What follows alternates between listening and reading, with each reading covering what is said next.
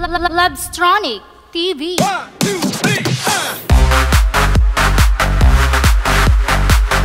Good day mga kalab sa Katrons, and meron naman tayong panibagong vlog, isang Yamaha PSP 5000S. Ayan, yung problema niya mga kalab sa Katrons, no power. Ayan, ito po yung left channel ng amp ng Yamaha 5000S mga kalabs, no. Ayan, at saka sa gitna guys, yan po yung power supply niya. Ayan, at saka ito yung left channel. Ayan, at saka yung problema nito mga kalabs sa Katrons, wala po siyang power. Kaya yung gagawin natin, baklasin natin yung yung power supply board, kasi electronic power supply po yung ginagamit ng P5000S na amplifier mga kalabs sa Katrons, no. Ngayon mga Katrons, no, ayan, tanggalin natin yung main board ng power supply ng P5000S mga Katronics. Ayan, dandahan natin tanggalin, at saka yung mga socket wire niya mga Katronics, no, para maano natin. Ayan, natanggalan natin yung niya, yung ito po yung niya, yung power supply. Ayan, full electronics po yung niya, wala pong transformer. Ayan, at saka yung transformer dyan na maliit, yan po yung ginagamit niya para sa soft starts niya mga Katronics, no. Ayan, at saka lagyan natin ng insulator yung baba, baka para hindi tayo makuryente. Ayan, ayan, at saka gagamit tayo ng guys, ng bulb para para sa protection ng board. Kasi pag yan, direct tayo, pag may mga malubhang mga na nasisira na parts din mga Katronics, yan, masusunog yung board. Kaya gagamit tayo ng bulb. Ayan, ang gagawin natin mga Katronics, mag voltage check. Ayan, voltage check natin kung saan ba nawala yung ayan, dito tayo sa in ng ng kuryente mga Katronics, no, yung in niya, voltage in. Ayan, ayan, hanapin natin kung saan ba nawala, kasi may yan, yung dyan, yung na-review ko na to bago ko na na vlog mga Katronics, no. May yan dyan, may resistor na kalink sa sa transformer. Kaya yun yung natin para natin, kasi walang power supply yung niya, yung yung input ng niya mga kalabs, ng MOSFET. Ayan, wala siyang 220 volts, kaya yun lang yung hanapin natin. Kaya sa mga newbies dyan, ayan, magtyaga tayong mag voltage checking guys, no. Ayan, yun lang yung dapat gawin, basta no power. Ayan, wala siyang linya ng 220 papunta doon sa main power supply niya guys. Ayan, natin kung anong mga problema dito guys, no. Ayan, walang linya yung 220, hindi na nakapunta doon sa may niya, sa may kabilang linya. Ayan guys, ayan, ayan, may dyan guys, may mga Katronics, may resistor dyan. Andyan lang yung problema. Kaya sa mga baguhan dyan, ayan, analyze nyo yung yung board bago kayo mag-backlash or mag-replace ng parts guys. Ayan, kasi yung nangyari kasi dito guys, yung sa amplifier na to, bigla lang na off yung nag-power off yung dalawa pa naman na amplifier guys, no, yung P5000S na Yamaha. Yan po, at nasilipin natin guys, no, kung ba yung bakit nawala dun sa may sa may board, yung sa kabilang terminal. Ayan, nasilipin natin guys. Ayan po, ayan, may release siya, yung itim, at saka yung resistor na pakita ko maya yung value niya guys, no. Ayan, itong niya. Ayan po, ayan, then dyan nawala yung yung supply na 220 volts. Ayan, yung niyan guys, yung output niyan ng resistor na yan, papunta yan doon sa may transformer na maliit na nag-supply ng ng 18 volts doon sa may niya, sa may MOSFET. Ayan, sa may IC ng MOSFET. Ayan, kaya wala siyang walang power. Diyan yung problema guys. Ayan, simple yan guys, pero pag hindi mo yan ma-analyze, mahirap yan.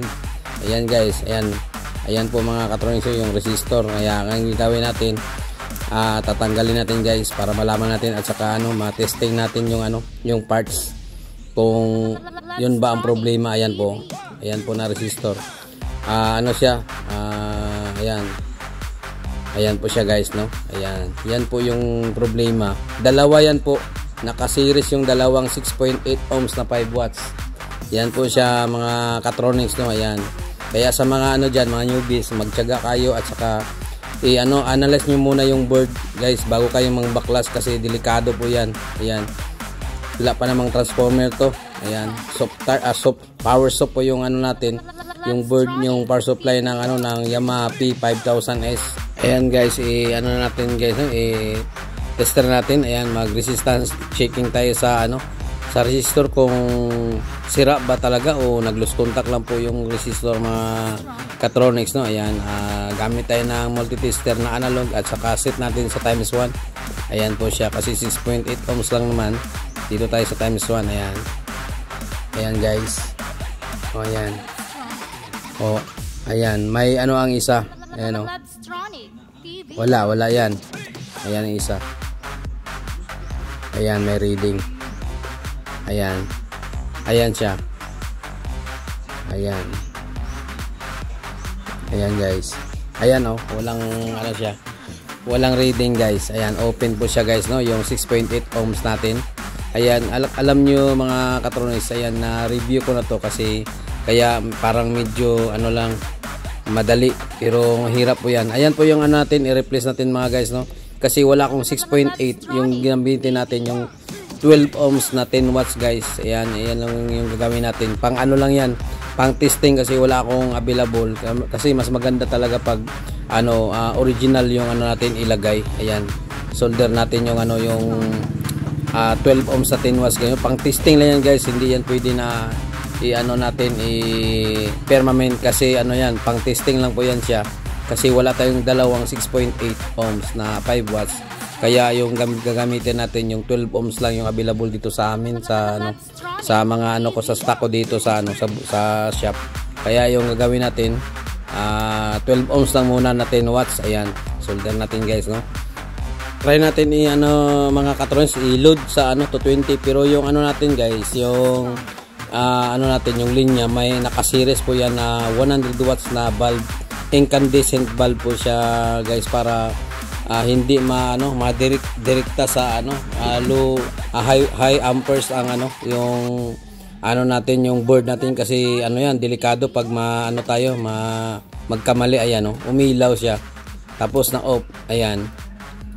Ayan, pag ano guys, pag hindi siya umilaw ng malakas, ang ano niyan, sa ano, sa board, wala pong short or ano lang siya, mabigat masyado. Kung umilaw siya konti, mabigat lang yan siya. Ayan, voltage check natin ulit, setting natin sa ano, sa 250 volts. Ayan, hanapin natin yung ano, yung 18 volts kasi may 18 volts yan guys. Yan po yung sumusupply sa ano, IC ng ano, ng MOSFET. Ayan, yung secondary power supply niya guys. Ayan, mayroon ng ano, may secondary power supply na siya. Ayan, dapat din mga Katronics, i-check nyo yung ano, B+ at saka B- na output ng kapasitor, yung sa may kapasitor guys, para malaman natin kung balance ba yung B+ at saka B-, kasi pag hindi yan balance, hindi yan pwede natin i-load sa ano, sa power amplifier kasi masira din yung amp. Ayan, dapat balance po yan siya. Ayan po siya. Ayan. Oh, ayan na po siya mga Katronics, no. Ayan, lumabas na po yung ano, yung 220 volts doon sa may ano, sa 12 ohms na nilagay natin guys. Ayan, at saka yung relay, nag-una po yung relay niya. Ayan, ayan na mga Katronics, no. Ayan, yun lang tagal yung problema nito guys. Ayan, at saka ano, mamaya pagkatapos ng pag okay na yung ano, yung power supply niya, doon naman tayo mag-test sa ano, mag-check tayo sa ano, sa power amp board ng ano guys, no, ng Yamaha P5000S. Ayan, ayan na po siya. Ayan na po, maganda po yung resulta ng ano, kasi yung naglukod na sa mga Katronics, no, yung ano lang.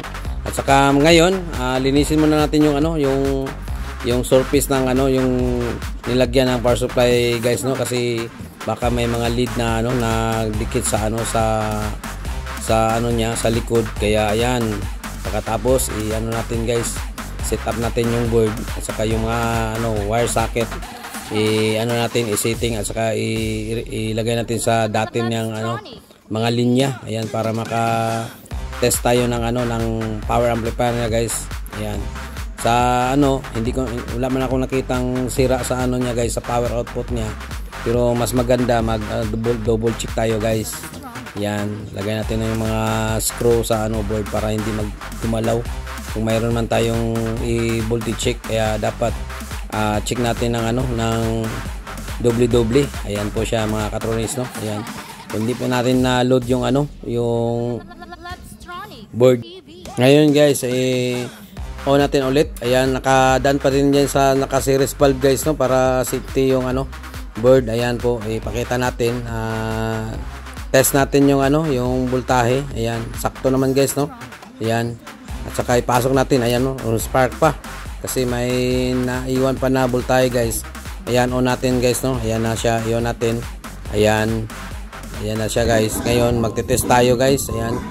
Okay naman yung resulta guys, no? At saka wala namang problema yung ano, yung ano natin, at saka success po yung ano natin, repair ngayon. At saka ano, magandang umaga, tanghali, gabi ba sa inyong lahat diyan. Ayan, sa mga nanood. Ayan, shout out sa lahat. Ayan, at saka good day and God bless.